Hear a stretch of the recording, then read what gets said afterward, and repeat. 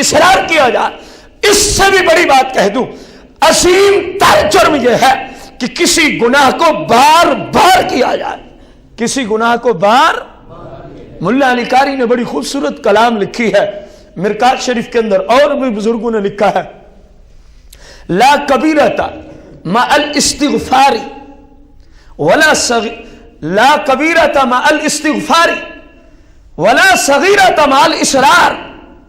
آپ نے کہا لوگوں کوئی گناہ بھی کبیرہ نہیں ہوتا جس کے بعد بندہ رب سے استغفار کر لے، لا کبیرۃ مع الاستغفار۔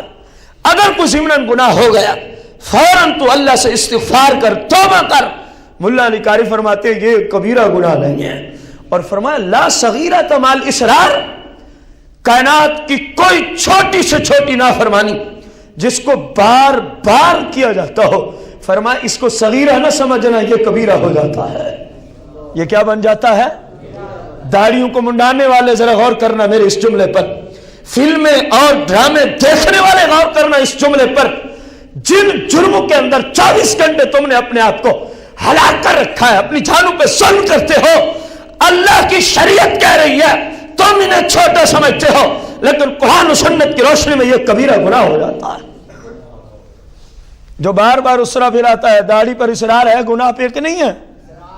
جو فلمیں ڈرامے جس کے گھر میں کیول جیسی لعنت چلتی ہے، بتایا جو اس کے گھر میں کبیرہ گناہ کا اصرار ہے کہ نہیں ہے؟ مومن کی یہ شان نہیں، مومن کا یہ طرز عمل، مومن کا طرز عمل یہ ہے، صرف ہاتھ میں ہاتھ ڈالا، اس نے کہا اتق اللہ، اللہ سے ڈر، اللہ سے فتارہ کا، فوراً اس کا ہاتھ چھوڑا، ندامت کی، رونے لگا، حتیٰ کہ یہ اکیلے بیٹھ کے بھی اس کا حل ہو سکتا تھا، رسول اللہ کی بارگاہ میں چل کے آیا، عرض کرتا ہے یا رسول اللہ مجھ سے یہ ظلم ہو چکا ہے، میں نے اپنی جان پہ یہ ظلم کیا ہے، اب اس کا کوئی مجھے حل بتائے تاکہ میرے رب میری بخشش فرما دے۔ کیونکہ وہ لوگ ہر وقت اپنے رب کے خوف میں زندگی بسر کرتے تھے، وہ لوگ قبر و آخرت کو ہر وقت یاد کرتے تھے۔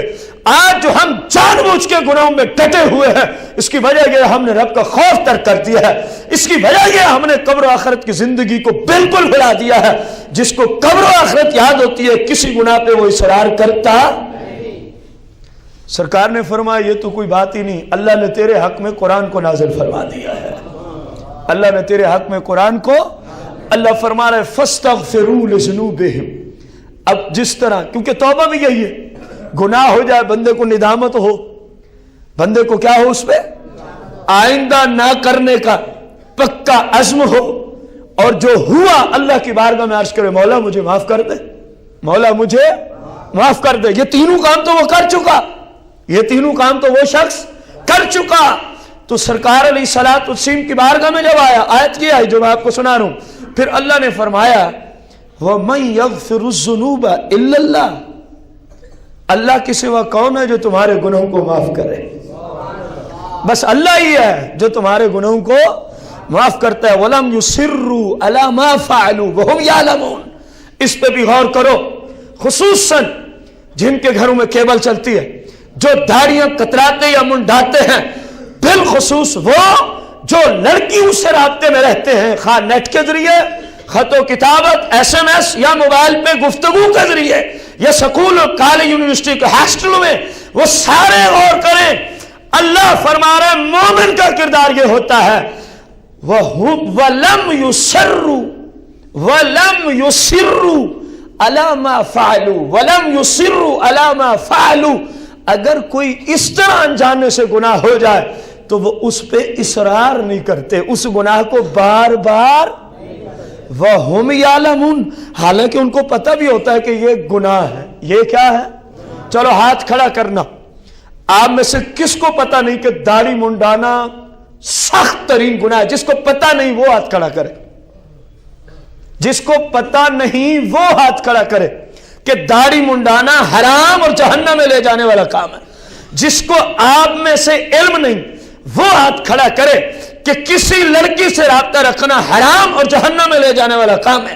آپ میں سے جس کو علم نہ ہو وہ ہاتھ کھڑا کرے کہ کیبل کے ذریعے آج جو یہودیت کا زہر مسلمانوں کے گھروں میں گھولا جا رہا ہے، فلم کی صورت میں، ڈرامے کی صورت میں، اور جناب والا گانے بازی اور ناچ کی صورت میں جس کو علم نہ ہو کہ یہ گناہ ہے وہ ہاتھ کھڑا کرے.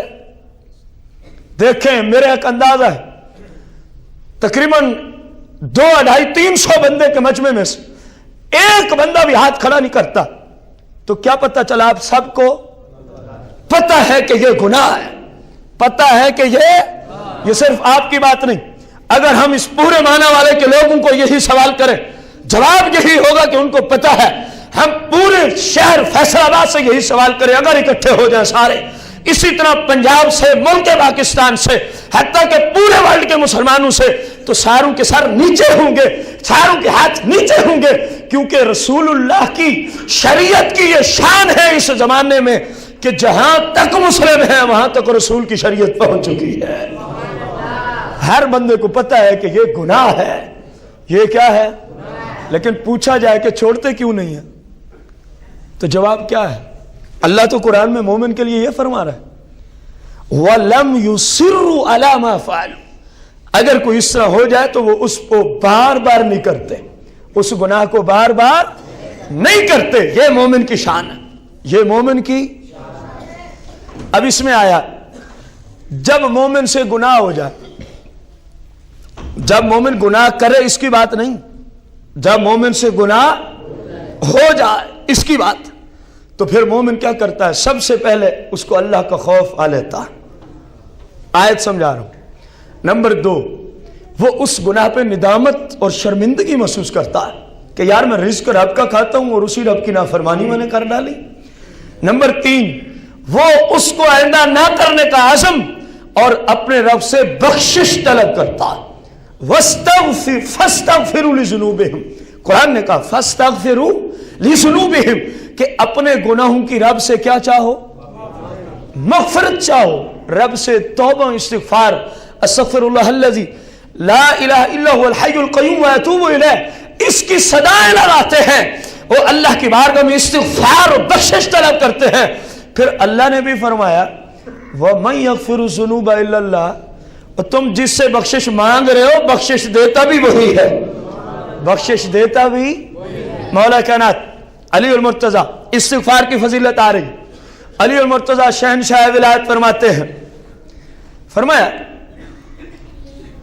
عن علی بن ابی طالب رضی اللہ عنہ انه قال انی کنت اذا سمعت حدیثا من رسول اللہ صلی اللہ علیہ وسلم نفعنی اللہ منہ ما شاء.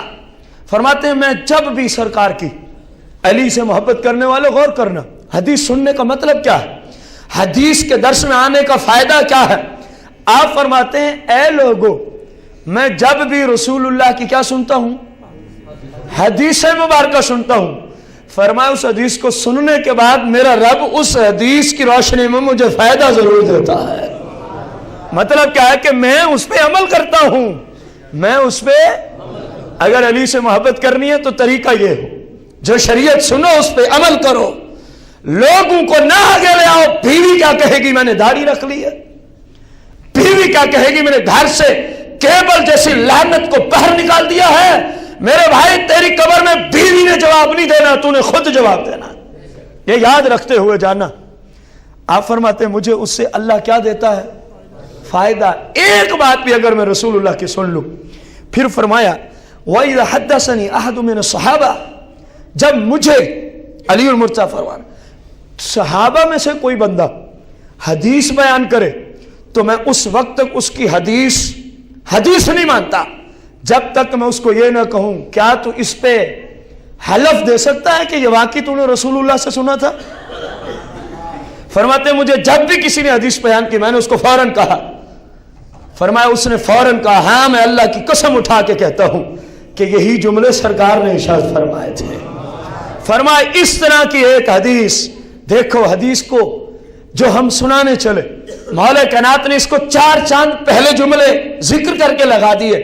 فرمایا میں نے یہ حدیث ابو بکر صدیق سے سنی ہے, لیکن یاد رکھنا میں حدیث سننے سے بعد جب کسی صحابی سے سنتا ہوں تو اس کو اسی حدیث کے حدیث ہونے پر اسے کیا لیتا ہوں؟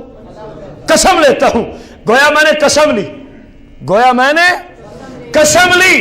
ابو بکر صدیق سے روایت ابو بکر صدیق کرتے ہیں. اب وہ روایت سنو.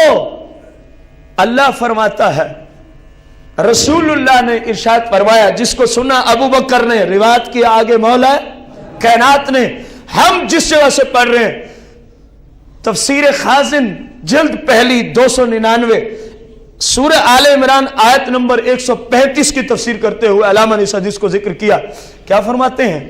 سرکار نے فرمایا جب بھی کسی مسلمان سے کوئی گناہ ہو جاتا ہے، جب بھی کسی مسلمان سے کوئی گناہ ہو جاتا ہے، رسول کائنات صلی اللہ علیہ وسلم نے فرمایا پھر وہ اٹھتا ہے، وضو کرتا ہے، اٹھتا ہے وضو، ثم یصلی رکعتین، پھر وہ 2 رکعت صلاۃ توبہ کی نیت سے ادا کرتا ہے. صلاۃ توبہ کی نیت سے جس طرح عام نفل آپ پڑھتے ہیں اسی طرح 2 رکعت پڑھتا ہے. ثم یستغفر اللہ، پھر وہ اپنے رب سے استغفار کرتا ہے، یا اللہ مجھے معاف کر دے، مجھ سے یہ گناہ ہو گیا مجھے. سرکار نے فرمایا غفر اللہ، جب وہ یہ کرتا ہے میرا رب اس کو بخشش عطا فرما دیتا ہے، میرا رب اس کو بخشش. جب ہو جائے، کرے نا، اس جملے پہ غور کرنا، جب ہو جائے، کرنے والوں کے لیے تو بڑی وعیدیں ہیں. اتنے تک میں نے حدیث پڑھی، جو جان بوجھ کے گناہ کرتا ہے پھر توبہ کرتا ہے پھر جان بوجھ کے گناہ کرتا ہے، اللہ کے محبوب نے فرمایا اس بندے کے کذاب ہونے کے لیے اتنا ہی کافی ہے، اس کے جھوٹے ہونے کے لیے اتنا ہی کافی ہے کہ رب سے جان بوجھ کے جھوٹ بولتا ہے. جان بوجھ کے کیا بولتا ہے؟ ہاں ہو جائے تو اور بات، ہو جائے تو جس نے شان نزول سنا. اور پہلی حدیث نے ہمیں بتایا کہ اگر استغفار کرنا ہو تو اس کا بہترین طریقہ یہ ہے بندہ وضو کرے، بندہ اس کے بعد 2 رکعت نماز صلاۃ توبہ کی نیت سے ادا کرے، پھر استغفار کرے، جس طرح کہ اگلی حدیثوں میں آ رہا ہے. سرکار نے فرمایا جب میرا کوئی امتی یوں کر لیتا ہے میرے رب اس کو بخشش عطا فرما دیتا ہے. آگے سنیں، سرکار نے فرمایا الاستغفار فی الصحیفہ. اچھا میں آپ سے سوال کرنا چاہوں حدیث سمجھانے کے لیے، آپ میں سے کس کس بندے کو یہ بات پسند ہے کہ جب میں قیامت کے دن کھڑا ہوں میرا نامہ اعمال جب کھلے تو اس سے نور اور روشنی پھیل جائے؟ کس کس کو پسند ہے؟ سبھی کو پسند ہے. تو سرکار کا فرمان سنیں، فرمایا جو بندہ اپنی زندگی میں استغفار کی کثرت کرتا رہتا، استغفار پڑھتا رہتا ہے، فرمایا جب قیامت کے دن اس کا نامہ اعمال کھلے گا تو جہاں اس کی استغفار والی تسبیحاں آئیں گی، فرمایا قیامت کے دن وہ نور علی نور اس کے نامہ اعمال میں نظر آ رہی ہوگی. نور علی نور اس کے نامہ اعمال میں نظر آ رہی ہوں گی. سرکار مدینہ علیہ السلام نے فرمایا میں وہی سوال آپ سے کرنا چاہتا ہوں جو اگلی حدیث میں آ رہا. آپ بھائیوں میں سے، بزرگوں میں سے کس کس بھائی اور بزرگ کو پسند ہے یہ بات کہ میرا نامہ اعمال حد سے زیادہ وزنی ہو جائے؟ حد سے زیادہ سبھی کو پسند ہے نا.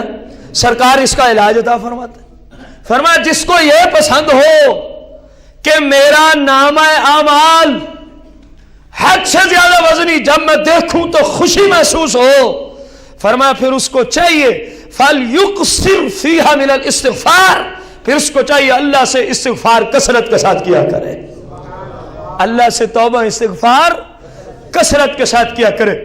سرکار مدینہ علیہ الصلاۃ والتسلیم کا فرمان علی شان، سرکار نے فرمایا من استغفر اللہ فی کل یوم 70 مرہ، فرمایا جو ہر روز 70 مرتبہ، کتنی مرتبہ؟ 70 مرتبہ اللہ سے استغفار طلب کر لے، اللہ سے استغفار طلب کر لے، لم یکتب من الکاذبین، میرا رب اس کو جھوٹے لوگوں میں نہیں لکھتا، میرا رب اس کو جھوٹے لوگوں میں نہیں لکھتا. اور سرکار نے فرمایا وَمَنِ اسْتَغْفَرِ اللَّهِ وَمَنِ اسْتَغْفَرِ اللَّهِ، سرکار نے فرمایا جو اللہ سے ایک رات میں 70 مرہ، کتنی مرتبہ؟